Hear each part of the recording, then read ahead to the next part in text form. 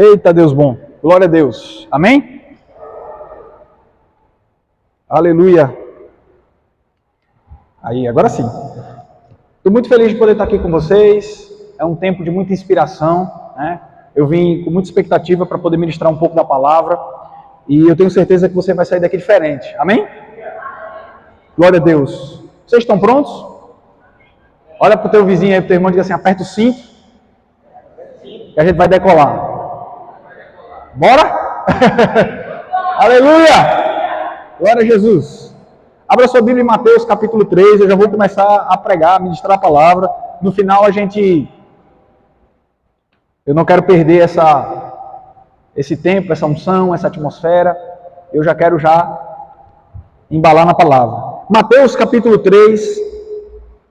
Eu queria que você abrisse lá, para a gente mergulhar um pouco na palavra. No final a gente dá alguns avisos, a gente fala algumas coisas para deixar você mais informado. Mas vamos mergulhar em Deus? Aleluia! Glória a Deus. Mateus no capítulo 3, a partir do versículo de número 11.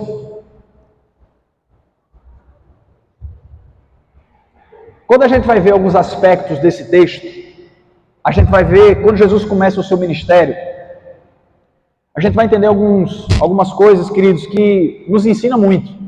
E eu gostaria de pregar sobre esse texto, porque já faz muito tempo que o Senhor tem acrescentado coisas ao meu coração acerca de duas passagens, especificamente Mateus capítulo 3 e Mateus capítulo 4. Talvez vocês já tenham me visto falar alguma coisa nesse sentido, já tenham ouvido alguma palavra, alguma mensagem falando sobre esse texto, mas o Senhor colocou em meu coração algumas coisas que eu preciso compartilhar com vocês. Amém? Vamos lá. A partir do versículo 13, tá bom? Então Jesus veio da Galileia ao Jordão para ser batizado por João. João, porém, tentou impedi-lo, dizendo, eu que preciso ser batizado por ti, tu vens a mim? E respondeu Jesus, aleluia, deixe-me assim por enquanto, convém que façamos cumprir toda a justiça. E João consentiu, concordou, e assim Jesus foi batizado, e logo saiu da água, e naquele momento o céu se abriu, e ele viu o Espírito de Deus descendo como pomba e pousando sobre ele, e uma voz do céu que diz, esse é o meu filho amado em quem me comprazo. Vai para o capítulo 4 agora, a partir do versículo 1, diz assim, acompanha comigo. Então Jesus foi levado pelo Espírito ao deserto para ser tentado pelo diabo, e depois de jejuar 40 dias e 40 noites teve fome. E o tentador aproximou-se dele e disse, se tu és filho de Deus, manda que essas pedras se transformem em pães. E Jesus respondeu, está escrito, nem só de pão viverá o homem, mas de toda a palavra que sai da boca de Deus. Amém? Pode fechar sua Bíblia, tá? Talvez eu vou citar alguns textos aqui, mas eu não vou mais voltar. E eu quero começar. Vamos lá. Esse texto de Mateus capítulo 3 fala do início do ministério de Jesus e da forma com que tudo acontece. O próprio Deus afirma Jesus como filho e diz, esse é o meu filho amado, né? O próprio Deus falando acerca de Jesus e afirmando Jesus como filho. Tu és o meu filho amado. E isso é muito forte. Jesus recebe essa afirmação e logo após, não é 2 textos, 3 capítulos seguintes, não. É no próximo texto. É quase que em seguida. Ele é levado pelo Espírito para ser tentado pelo diabo. E a Bíblia diz que depois de 40 dias de jejum, né, de comunhão com Deus, ele teve fome. E o tentador, Satanás, se apresenta e diz assim, se tu és o Filho de Deus, transforma essas pedras em pães. Jesus diz, está escrito, nem só de pão viverá o homem, mas de toda a palavra que sai da boca de Deus. Olha só que coisa linda. O próprio Deus afirma Jesus como filho. Tu és o meu filho em quem tenho prazer. A gente sabe que Jesus não era um filho qualquer. Jesus, né, o primogênito, ele já tinha sido profetizado desde os profetas lá atrás, de Isaías, Jeremias, daquilo que Jesus via fazer, daquilo que ele vinha operar. E ele começa o seu ministério dessa forma, sendo afirmado, sendo declarado por Jesus como um filho, e não qualquer filho, um filho que gera prazer. E logo em seguida, no capítulo 4, quando Jesus é exposto a um momento de tentação, a palavra de Deus diz que Jesus, ele vence a tentação com aquilo que está escrito, e o Senhor falou comigo sobre esse texto de uma forma poderosa. Lendo esses 2 textos, eu vejo que depois que Jesus é afirmado como filho, ele passa por esse momento de sabe, de comunhão, e depois dos 40 dias, quando o diabo se apresenta para Jesus, eu vejo um Jesus que estava cravado em seu coração uma afirmação que o próprio Deus falou.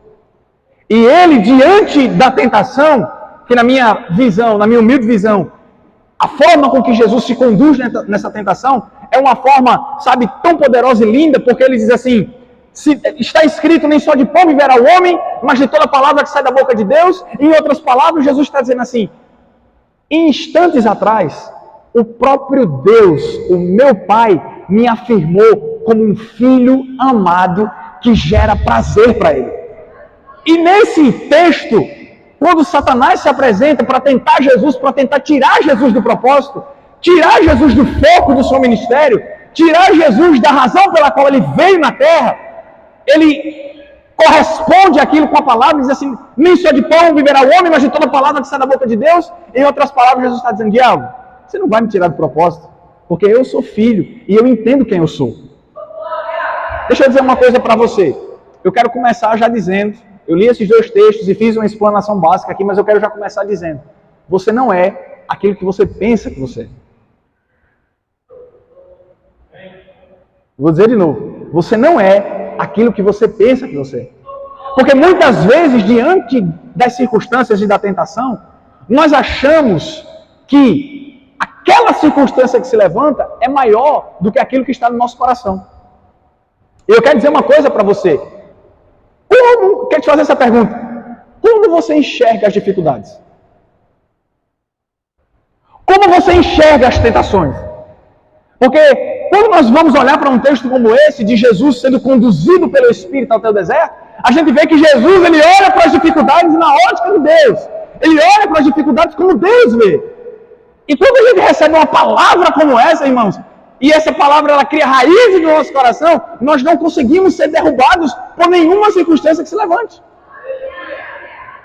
Jesus, diante da tentação, é como se ele estivesse dizendo assim para Satanás, Satanás, você pode fazer o que você quiser, você pode dizer aquilo que você quiser, mas nada vai tirar o fato de que Deus me falou que eu sou filho e gero prazer para ele. Se você não entende o poder que isso tem, meu irmão, você precisa entender, você precisa viver isso, porque isso é algo poderoso. Porque a consciência de quem nós somos em Deus, é claro que nós não somos nada por nós mesmos. É claro que nós não podemos fazer nada por nós mesmos. Nós só acordamos hoje, nós só despertamos hoje, nós estamos aqui pela graça de Deus. É claro, toda boa dádiva e todo dom perfeito vem do Pai das luzes. Nós sabemos que Deus é bom, que dele provém tudo aquilo que é bom. Nós sabemos que Deus é o autor da nossa vida, o autor e consumador da nossa fé. Estou comigo? Agora vamos lá. Ele conquistou todas as coisas. E a vitória da cruz deu a Jesus um poder extraordinário. E a Bíblia diz em Filipenses capítulo 2, que o nome de Jesus foi colocado acima de todo nome. Agora presta atenção. Em Efésios, ele diz que a autoridade que ele recebeu de Deus, ele compartilha essa autoridade com a igreja. Agora eu quero te falar, eu quero te fazer essa pergunta. Quantas vezes nós estamos diante de circunstâncias como essa? E eu não estou falando de pecado não, viu? Estou falando de pecado apenas. Quantas vezes nós estamos diante de circunstâncias como essa e nós não colocamos em prática aquilo que está dentro do nosso coração?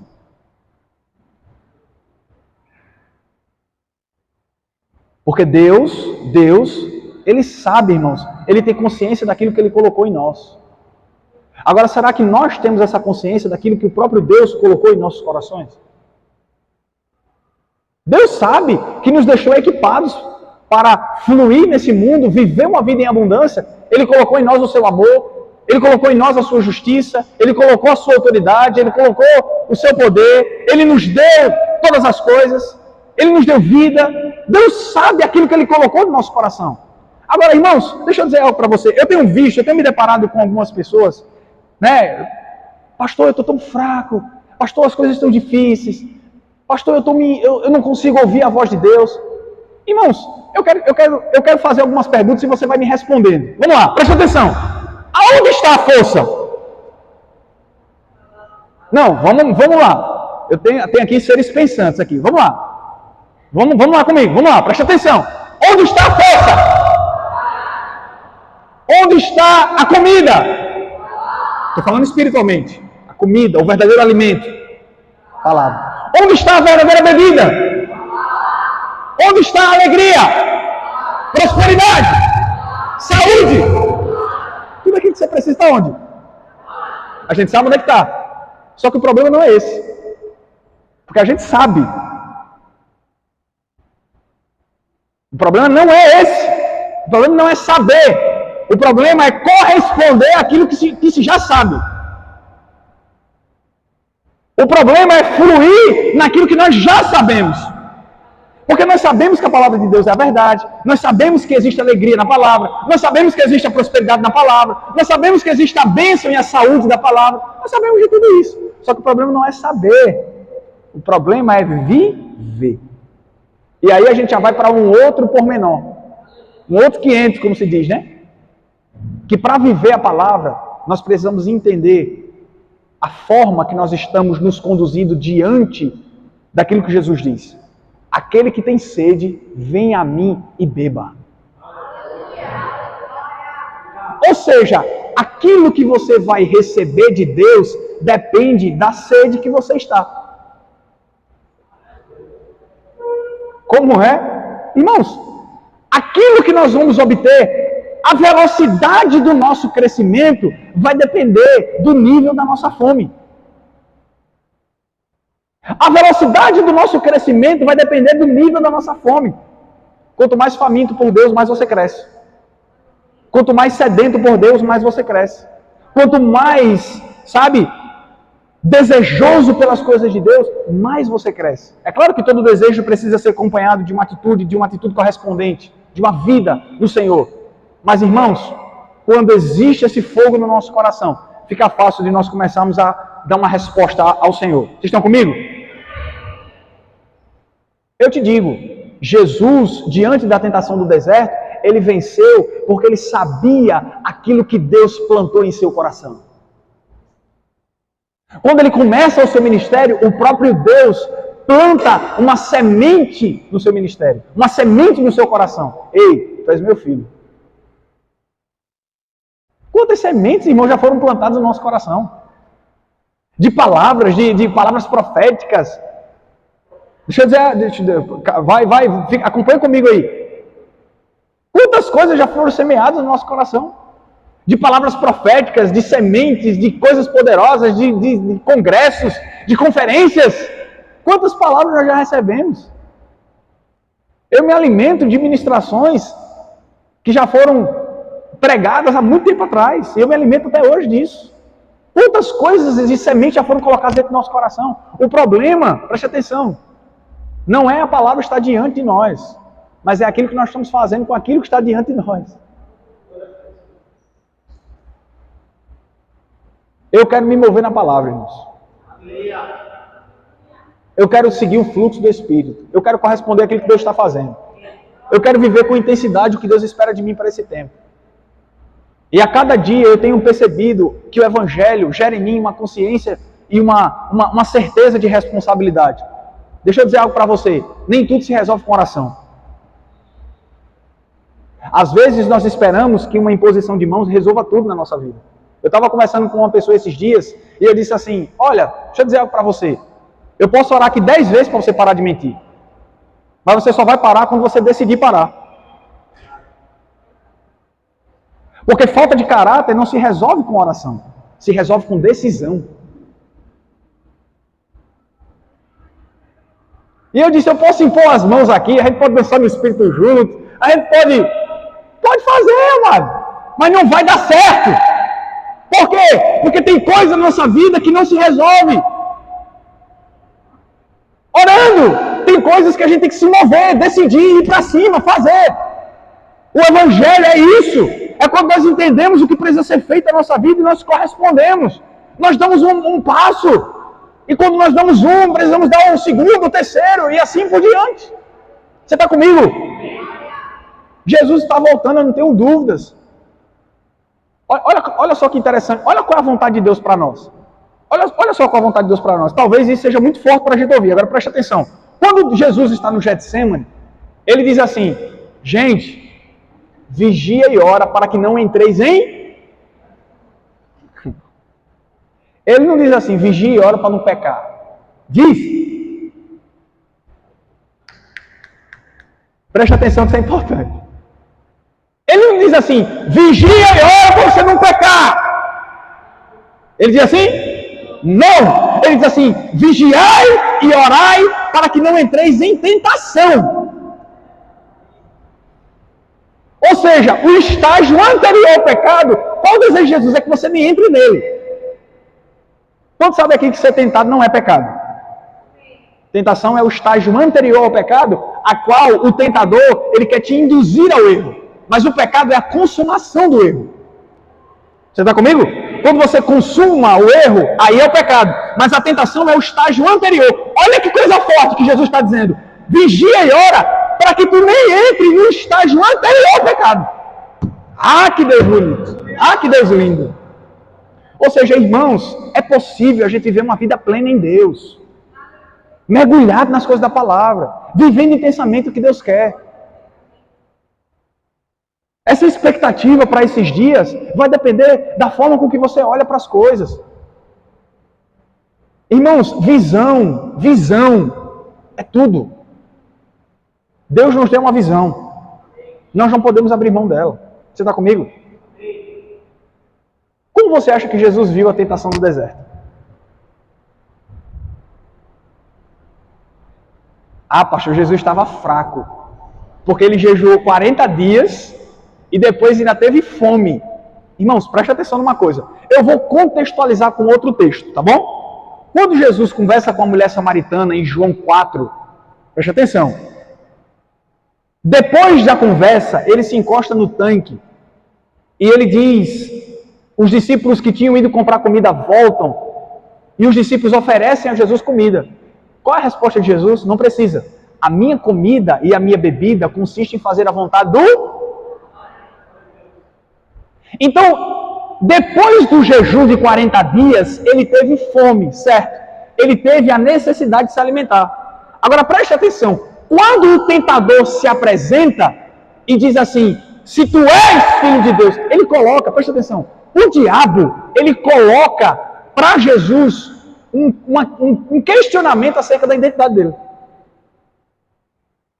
Ele diz assim, se tu és filho de Deus, faz isso. Se tu és filho de Deus, transforma essa pedra em pão. O diabo, preste atenção que isso é muito forte. O diabo, além de tentar colocar dúvida na identidade de Jesus, ele toca aonde Jesus estava em uma necessidade. Porque o texto diz que no final dos 40 dias ele teve fome. Então, além do diabo tentar trazer dúvida para aquilo que Deus havia falado lá atrás. O que é que Deus havia falado lá atrás, gente? Tu és o meu filho amado em quem me comprazo, em quem tenho prazer. Aí o diabo, no próximo texto, além de tentar colocar dúvida acerca de quem Jesus era, ele ainda toca na necessidade. Ele teve fome. E o diabo vai mesmo aonde Jesus estava necessitado. Irmãos, a contrapartida de Jesus é tão forte que é como se ele estivesse dizendo assim, nem só quando a resposta foi, nem só de pão viverá o homem, mas de toda a palavra que sai da boca de Deus. O que é que isso nos ensina?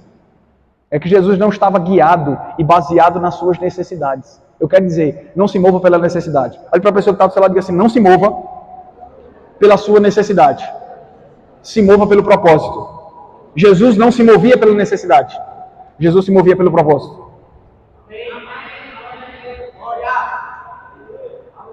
Além dele tocar na necessidade, ele ainda toca na identidade. Se tu és. Sabe por que Jesus foi vencedor na tentação? Por que Jesus venceu a tentação? Porque ele sabia quem ele era.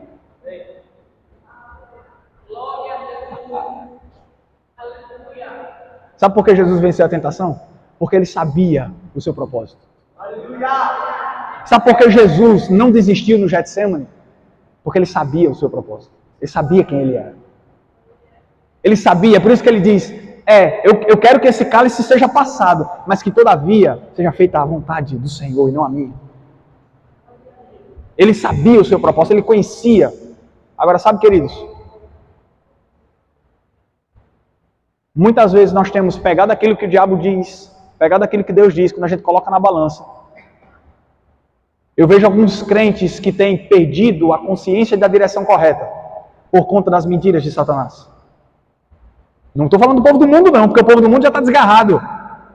As pessoas do mundo estão cegas de entendimento, com os olhos obscurecidos. Eu estou falando de crente.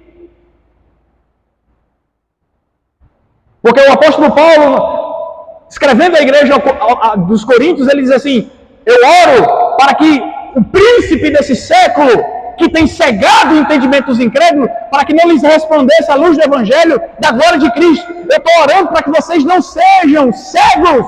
Ele não está falando para descrente, está falando para crente, de uma igreja. Dizendo assim, o príncipe deste mundo, o diabo, cega o entendimento dos incrédulos. Para que não lhes resplandeça a luz do evangelho da glória de Cristo. Não está falando para a gente não crente, não, gente. Está falando para crente. O apóstolo João, guiado pelo Espírito Santo, o próprio Jesus falando, através do texto de Apocalipse capítulo 3, a igreja que profeticamente é a igreja dos últimos dias, que é a igreja de Laodiceia, no capítulo 3, no versículo 20, ele diz: eis que estou à porta e bato. Se alguém ouvir a minha voz e abrir a porta, entrarei e cearei. Agora, estava falando para não crente? Estava falando para gente incrédulo? Não, estava falando para crentes. A igreja de Laodiceia era uma das 7 igrejas onde Jesus instruiu para João a escrever para elas. Vocês não estão entendendo o verdadeiro propósito. É por isso que eu preciso me relacionar com vocês. Era para crente isso, gente. É por isso que eu digo, precisamos entender e intensificar o nosso relacionamento com Jesus, porque diante de coisas simples, eu tenho visto crente diante de coisas simples colocar em dúvida aquilo que Deus coloca em seu coração. Colocar em xeque aquilo que Deus coloca em seu coração. Agora eu te digo, é uma palavra de consciência de responsabilidade. Ah, mas eu não tenho idade mais para isso. Irmãos, Deus chamou Abraão, Abraão tinha 90 anos de idade.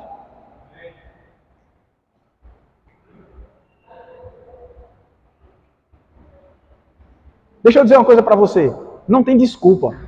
Toda desculpa, ela é rebatida pela palavra. Ah, eu não sei falar. Irmãos, quando Deus chamou Jeremias, ele simplesmente falar, o meu espírito vai falar para você. Ah, mas eu não tenho força, é a força dele. Toda desculpa que a gente coloca, a palavra, ela coloca um contraponto que cai por terra os nossos argumentos. Irmãos, Jesus, ele é especialista em detonar os nossos argumentos. A gente vai para Jesus cheio de argumento. Jesus, com uma palavra, ele quebra.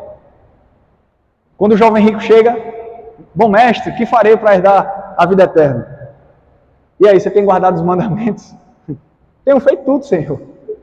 Uma coisa te falta. Vai, vende tudo. Ele não esperava por isso. Eu tenho certeza que ele não esperava por isso. Ele sai de cabeça baixa. Sabe por quê? Porque naquela hora, Jesus tinha elevado o nível da exigência e ele não estava com o coração inteiro naquilo que Jesus estava falando. Deixa eu dizer algo para você, algo muito forte. Você não vai ver em nenhuma parte do Evangelho, de Mateus até João, Mateus, Marcos, Lucas e João, você não vai ver em outro lugar do Evangelho, Jesus convidando alguém para ser discípulo. Não, isso é muito forte, gente, presta atenção. O convite que Jesus faz ao jovem rico é: ei, vende tudo e me segue, você vai ter um tesouro no céu, me segue. Jesus estava fazendo um convite para... Irmãos, Jesus, existe um evangelho que quando Jesus está falando com o jovem rico, Jesus fitando os olhos nele, um amor. Jesus ama aquele jovem de uma forma profunda, e ele faz o convite, me segue.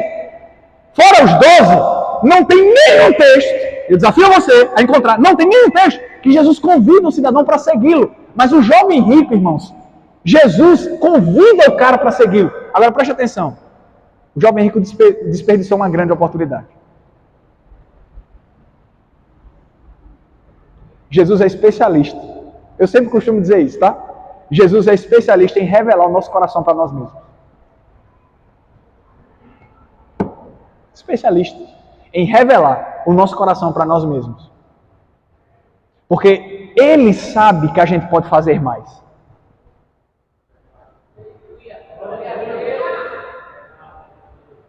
É por isso que tem algumas pessoas que dizem assim, mas Deus sabe do meu coração. Sabe, Ele sabe.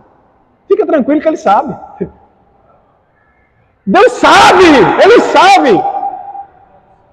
Não se pode, irmãos, sair dos olhos do Senhor. Não se pode se esconder dos olhos de Deus. Ele sabe da nossa realidade. Ele sabe que nós podemos fazer mais. Ele sabe que nós podemos ir além. Ele sabe daquilo que Ele colocou em nossos corações. Ele sabe. Ele sabe. Ele sabe. Eu estou muito feliz porque Deus tem me chamado nesse tempo para uma nova fase do meu ministério. Sabe, irmãos, não se trata mais de quem canta, de quem prega, se trata de fazer o nome dele conhecido. Sabe por que Davi matou Golias? Porque Davi foi experimentado, irmãos. Porque Davi tem experiências com Deus. Quando Davi, ele chega na presença de Saul, e Saul pergunta, como é que você vai fazer isso? Como é que você vai matar esse gigante? Ele diz, fica tranquilo, porque Deus já me experimentou lá atrás. Como é que Deus te experimentou? Quando eu estava cuidando das ovelhas do meu pai, veio um urso e um leão e eu matei os dois. Esse gigante aí vai ser como um deles.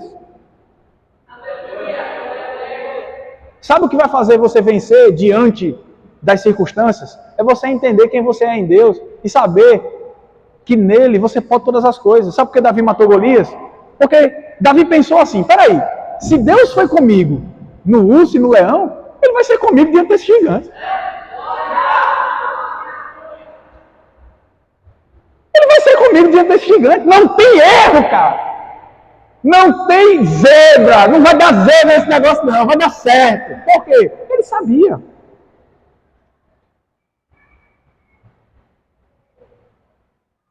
Irmãos, eu tenho, desculpa o palavreado, eu tenho muita pena dos crentes normais. Porque nós precisamos aprender a desfrutar aqui de momentos do céu. A gente nunca nós vamos experimentar do céu na sua plenitude, só quando nós estivermos lá. Plenitude do céu, só quando nós estivermos lá. Agora a gente precisa aprender a experimentar de momentos aonde a gente precisa trazer o céu para a terra. E às vezes eu fico com muita pena dos crentes racionais. Por quê? Porque eles querem ver sentido em tudo. Eu quero dizer que meu Deus, o Deus dessa palavra aqui, Ele está acima da sua inteligência. Ele está acima daquilo que se pode entender. Ele está acima daquilo que se pode compreender. Às vezes eu vejo alguns crentes colocando Deus em cima de uma maca e dizendo assim, eu vou estudar, eu vou fazer como é que chama? Fazer um estudo aqui de Deus. Como é que é o coração de Deus, como é que é.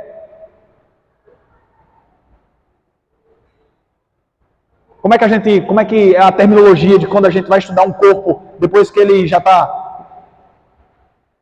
Esqueci agora. Anatomia. Muito obrigado, querido. Vou fazer aqui uma anatomia de Deus, vou estudar como é que funciona, como é que trabalha. Não, irmãos, não. Na Bíblia toda, eu amo estudo. Eu estudo as Escrituras. Eu estudo sobre escatologia, estudo sobre cristologia, sobre bibliologia, eu estudo pneumatologia. Eu sou um grande estudioso da palavra, eu gosto do estudo das Escrituras. Agora preste atenção, na Bíblia você não vai ver ninguém pedindo para você estudar sobre Deus. Você sabia? Na Bíblia as pessoas experimentam de Deus. Estudar de Deus é maravilhoso, estudar a palavra. Eu amo mergulhar nas Escrituras. Só que tem coisa que o meu conhecimento ele não entende. Tem coisa que o meu conhecimento ele não alcança. Tem coisa que acontece que a minha inteligência ela para, ela dá um nó, ela não vai. Porque se trata de um Deus que está acima de todas as coisas. A Bíblia diz que os pensamentos dele são insondáveis. A Bíblia diz que, irmãos, a natureza de Deus, sabe? O interior de Deus Irmãos, Deus controla todas as coisas com a palma da sua mão. Nele, a Bíblia diz que nele habita corporalmente toda a plenitude da divindade. Deus é Deus, Deus está acima de tudo.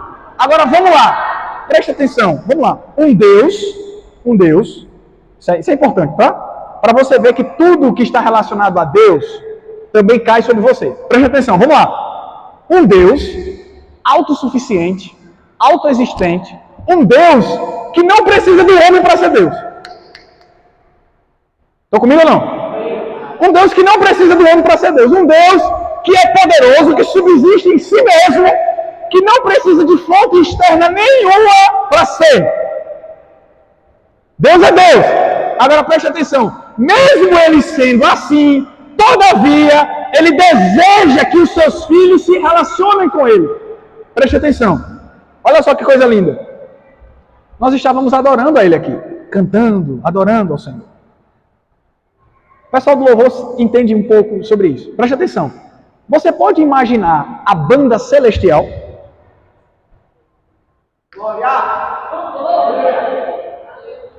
A Bíblia diz, irmãos, que Deus é adorado por serafins.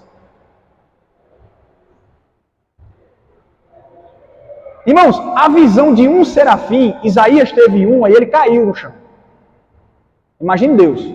A visão de um serafim foi tão forte, porque a Bíblia diz em Isaías capítulo 6, que o serafim, ele tinha 6 asas, com 2 cobria os pés, com 2 o rosto e com 2 eles voavam. Quando Isaías teve essa visão, ele caiu no chão. Você está comigo ou não? Agora vamos lá. Um Deus que é adorado por serafins. A Bíblia diz que o céu canta: Santo, Santo, Santo, Santo. É o Senhor dos exércitos. Santo. Hosana, Hosana nas alturas. Irmãos, não falta música para Deus.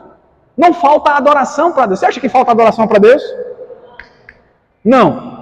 Imagine os cantos celestiais. Imagine as cordas vocais angelicais.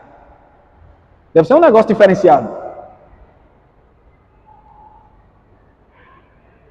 Eu estou aqui fazendo uma paráfrase, colocando nas minhas palavras aquilo que está provavelmente acontecendo, porque no céu tem música, eu creio nisso. Você está comigo? Agora preste atenção. Deus é adorado no céu, mas também é adorado na terra.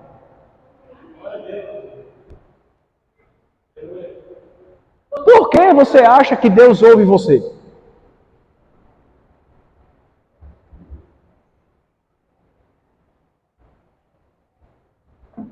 Ele tem uma banda perfeita. Ele tem músicos extraordinários, provavelmente. Eu estou falando algo aqui que eu desconheço, porque é algo sublime, extraordinário. Mas eu estou falando em uma perspectiva natural. Presta atenção. E por que ele para ouvir você?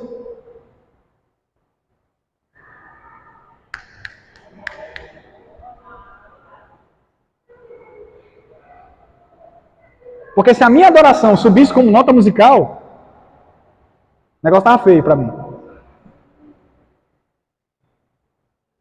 Ainda bem que ela sobe como aroma suave, né? Não é como nota. Porque se subisse como nota, preste atenção nisso. Por quê? Porque a nenhum anjo, ele declara: tu és o meu filho. A nenhum.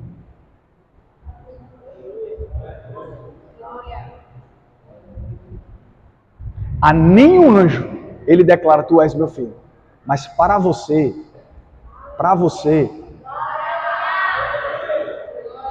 mas Deus falando em relação a você, Jesus falando em relação a você, ele diz: todos quanto receberam, deu-lhes o poder de serem feitos filhos de Deus. Sabe por que Deus para ouvir você adorá-lo? É porque você é filho.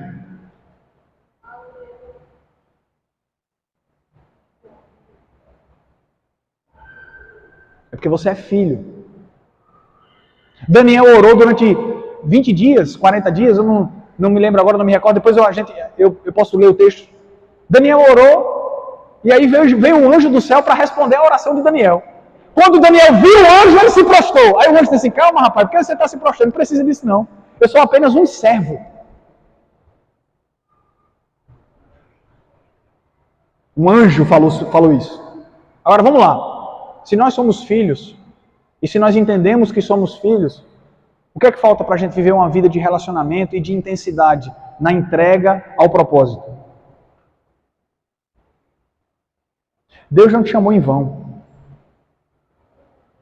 Você não está nessa igreja em vão.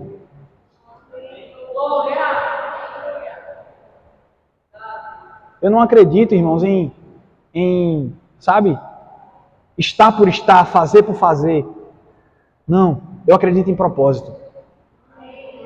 Eu acredito em destino, eu acredito em, sabe, em compromisso. Eu acredito numa responsabilidade de sermos como uma maratona, sabe?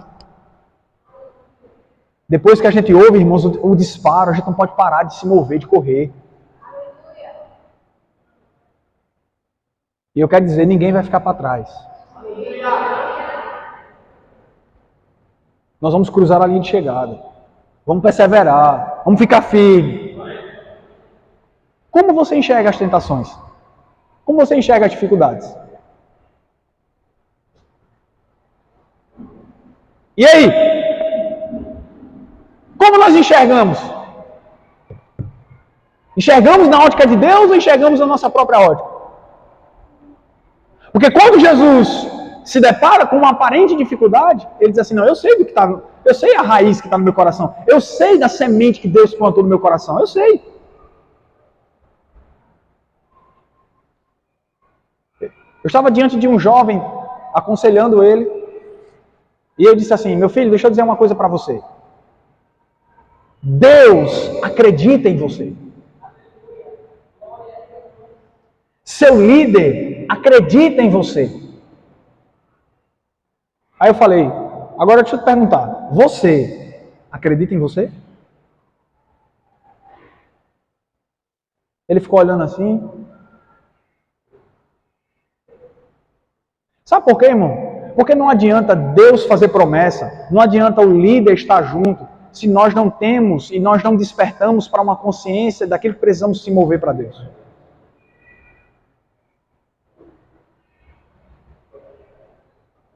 Eu estou sedento, irmãos, eu estou desejando, eu estou querendo. Eu sou um filho insistente. Sabe aquele menino insistente?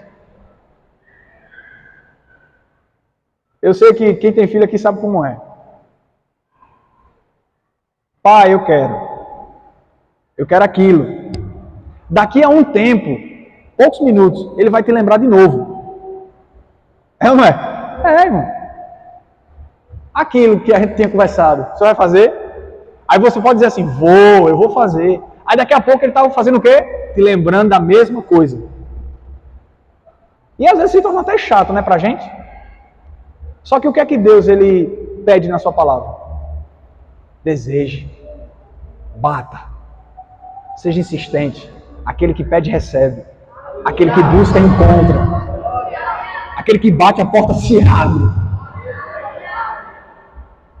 Pastor, não aconteceu ainda, continua batendo.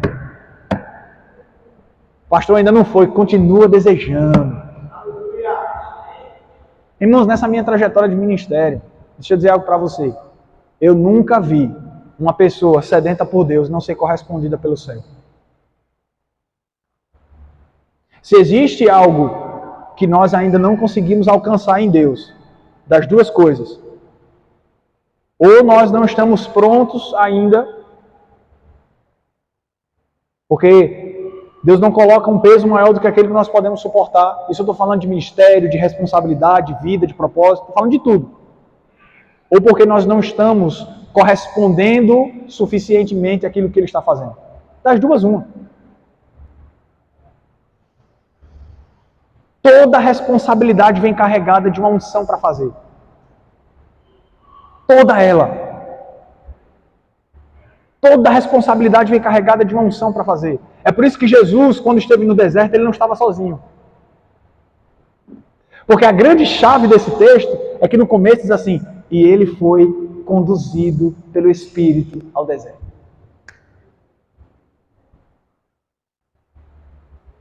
Ele foi conduzido pelo Espírito. Conduzido pelo Espírito é diferente. A Bíblia diz que ele foi conduzido pelo Espírito ao deserto para ser tentado.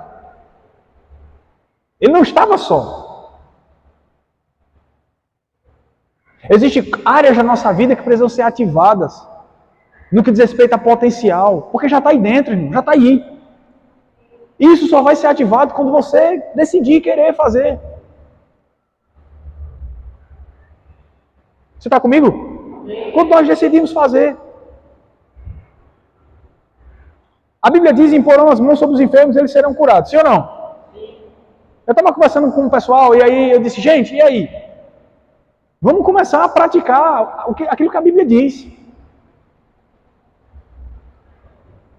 E eu falei, e teve um jovem que falou assim: ah, pastor, mas eu não sei. Eu não tenho muita convicção desse negócio de cura e tal. Eu disse: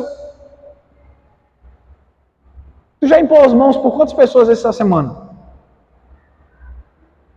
Aí ele olhou assim para mim e disse: por nenhum. Eu disse: tu nem tenta. Eu disse: porque se a Bíblia manda, adverte, impulsiona a gente a fazer algo, vamos cumprir o que a Bíblia diz. Aí ele diz assim: e se não aconteceu? Eu disse: e se aconteceu? A Bíblia não mente. Se nós estivermos com o coração inteiro para aquilo, para fazer aquilo que a Bíblia ensina, aquilo que a vontade de Deus está falando, irmãos, não tem como aquilo não corresponder a isso. Agora, vamos lá. Olha só que interessante. Você está pronto para fazer? Você está pronto para fazer? Você está ou não? Amém. Amém. Glória a Deus.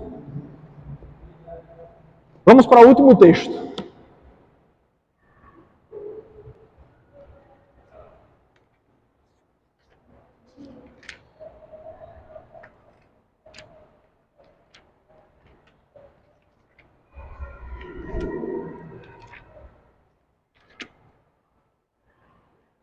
Filipenses capítulo 2. Não tem mensagem que eu não cite. Tem sido o texto rema na minha vida, tem sido o texto mais presente no meu ministério, pelo menos de 6 meses para cá. É o que eu mais venho citado, é o que eu mais venho ministrado, é aquilo que mais está ardente no meu coração. E eu espero que essa palavra ela frutifique muito no seu coração para esse tempo. Deus deseja.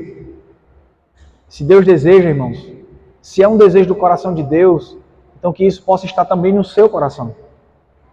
Amém? Filipenses capítulo 2, a partir do versículo 5, diz o seguinte: que haja em vós o mesmo sentimento que houve em Cristo Jesus, que sendo Deus, não considerou o fato de ser igual a Deus, mas esvaziou-se de si mesmo, vindo a ser servo, tornando-se semelhante aos homens, e sendo encontrado em forma humana, humilhou-se a si mesmo e foi obediente até a morte, e morte de cruz. Amém? Por que algumas pessoas são usadas por Deus e outras não?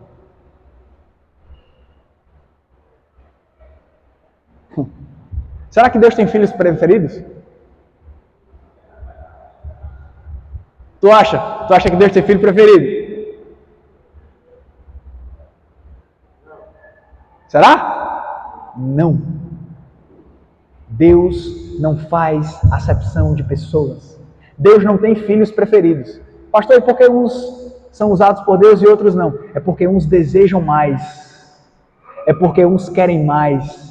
É porque uns têm mais atitudes do que outros.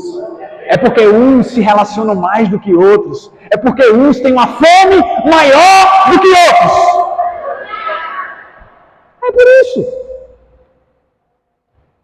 A grande questão de sermos usados por Deus nesses dias, a Bíblia diz que haja em vós o mesmo sentimento que houve em Cristo. Qual o sentimento que houve em Cristo? De morrer. Domingo retrasado, eu estava ministrando na igreja, e eu disse assim: gente, você está se magoando muito, é porque você está muito vivo.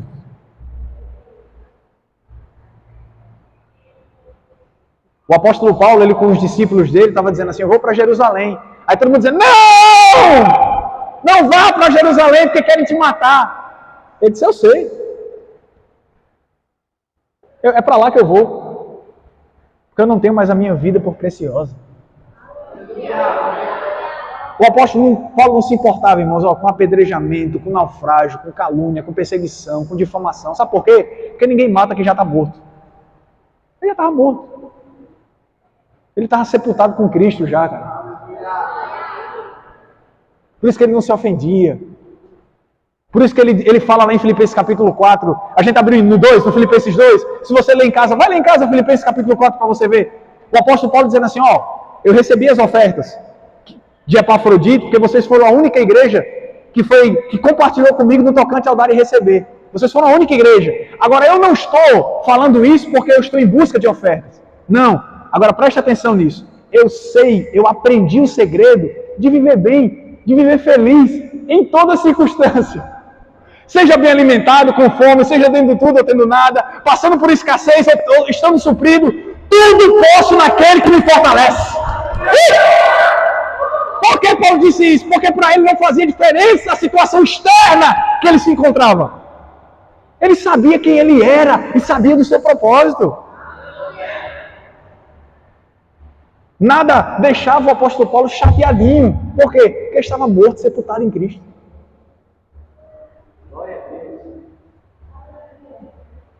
Ele estava morto, sepultado em Cristo. Ah, pastor, as circunstâncias ainda estão muito fortes na minha vida. A gente precisa morrer mais para esse mundo. Quando nós estamos morrendo mais para esse mundo... Irmãos, tem coisa na nossa vida que quando nós nascemos de novo, perde o sentido e o valor.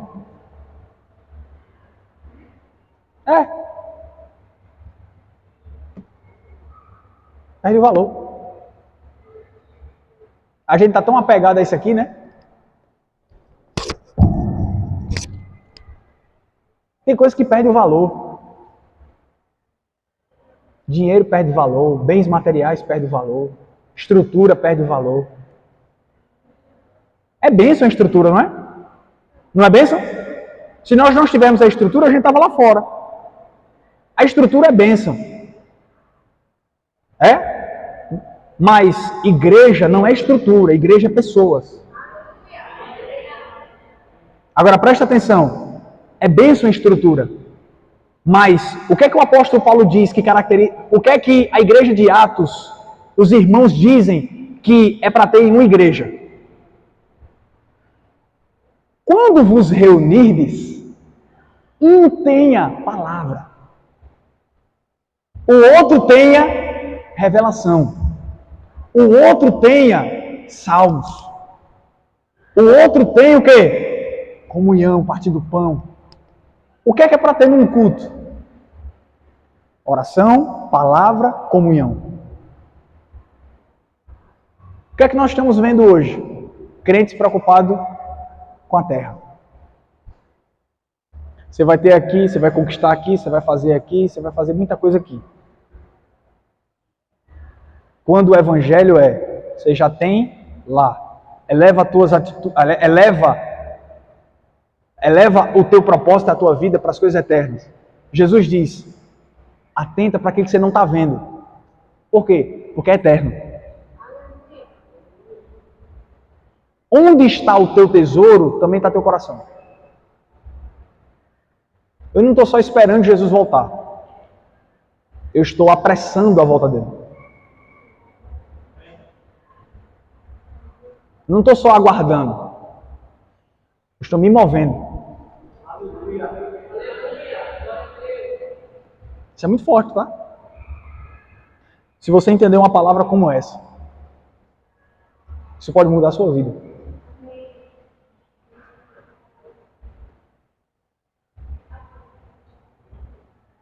Isso pode mudar a sua vida. Todo o segredo para você viver uma vida bem-sucedida está aqui, ó.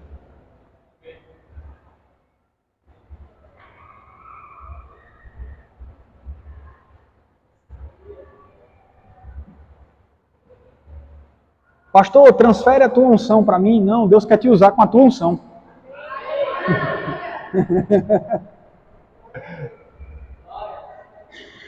Não, irmãos, o meu ministério eu vou fazer, o seu ministério você vai fazer.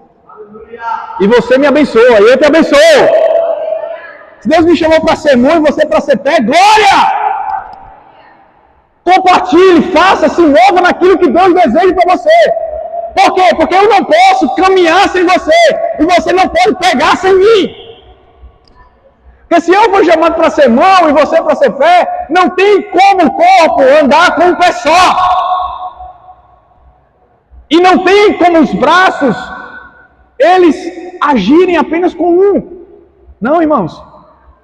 Inclusive a Bíblia fala sobre isso. 1 Coríntios capítulo 12 fala sobre a questão do corpo. Você está comigo? Amém.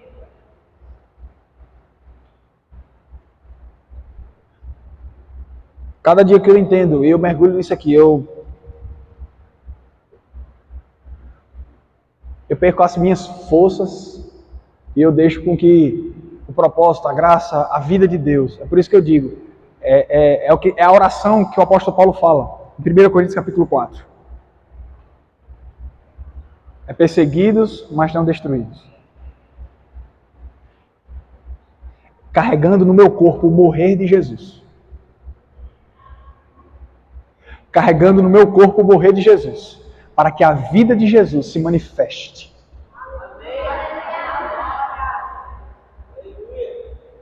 Você está comigo? Para que a vida dele se manifeste.